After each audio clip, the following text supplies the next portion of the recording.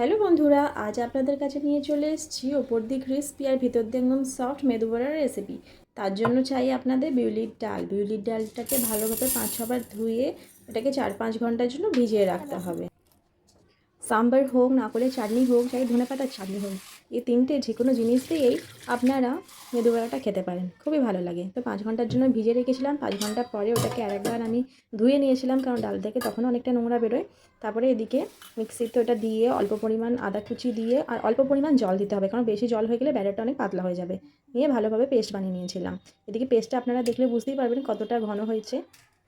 তারপর অল্প নুন দিয়ে এবার আপনার হাতের এক্সারসাইজ শুরু করতে হবে, কারণ ব্যাটারটাকে খুব ভালোভাবে ফেটাতে হয়, নাহলে ব্যাটারটা রেডি হয় না। আর এইদিকে যতক্ষণ ফেটাতে ফেটাতে আপনার মনে হবে যে হাতে এবার খুলে চলে যাচ্ছে, জানেন ব্যাটারটা রেডি।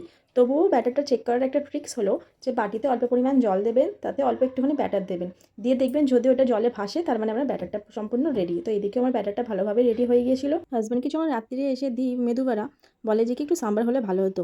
আমি বললাম যে ব্যাটারটা বানাতে গিয়ে আমার হাত খুলে যাওয়ার জোগাড়, তুমি আবার সাম্বারের কথা বলছো। এটা নিয়ে আমার দুবার মেদুবড়া বানানো, এর আগে একবার বানিয়েছিলাম, তখন না হলে চাটনি দিয়ে বানিয়েছিলাম। তো এরপরে আমার মশলা দিতে হবে ব্যাটারে কিছু, তার জন্য লাগবে অল্প জিরে, কারি পাতা, পেঁয়াজ আর কাঁচা লঙ্কা কুচি হতে দিয়েছিলাম।